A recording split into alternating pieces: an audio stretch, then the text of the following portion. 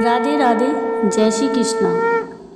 हिंदू धर्म में कार्तिक मास को चातुर्मास का अंतिम मास माना जाता है और इस महीने का शास्त्रों में खास महत्व बताया गया है। इस माह में भजन, पूजन और दान पुण्य के साथ दीपदान का खास महत्व माना गया है। माना जाता है कि इस महीने में भगवान लक्ष्मी नारायण की विशेष कृपा भक्तों को प्राप्त होती है। माना जाता है कि माता लक्ष्मी के बिना इस संसार की कल्पना भी नहीं की जा सकती। इसलिए कार्तिक मास में माता लक्ष्मी और भगवान विष्णु को प्रसन्न करने के लिए दीपदान करना चाहिए। कार्तिक मास में दीपदान करना बड़ा ही शुभ फलदायी माना जाता है। माना जाता है कि कार्तिक मास में आकाश मंडल का सबसे बड़ा ग्रह माना जाने वाला सूर्य अपने नीच की राशि तुला में गमन करता है। इस वजह से वातावरण में अंधकार पांव पसारने लगता है।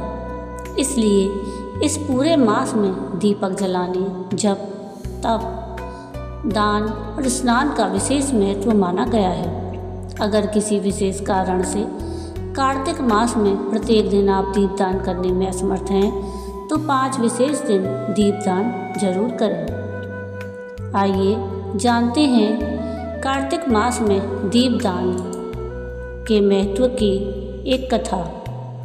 इस विषय में एक प्राचीन कथा बड़ी ही महत्वपूर्ण है। कार्तिक माह में दीपदान करने से स्त्रियों और पुरुषों द्वारा जन्म से लेकर अब तक अर्जित पाप कर्म नष्ट हो जाता है। दीपदान के महत्व की कथा इस प्रकार है। प्राचीन काल में द्रविड़ देश में बुद्ध नामक एक ब्राह्मण निवास करता था। उसकी स्त्री बड़ी दुष्ट और दुराचारी थी। उसके संग दोष से पति की आयु क्षीण होकर वह मृत्यु को प्राप्त हो गया।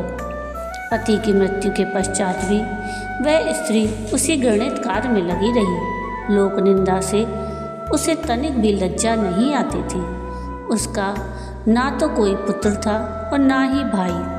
वह सदैव भिक्षा से प्राप्त अन्न को ही ग्रहण करती थी। अपने हाथ से बनाए हुए शुद्ध भोजन को भी न खाकर मांग कर लाए गए बासी भोजन को ही वह करती थी और तीर्थ यात्रा से भी सदा दूर रहती और ना ही कभी उसने मंदिर में जाकर कथा प्रवचन सुना था।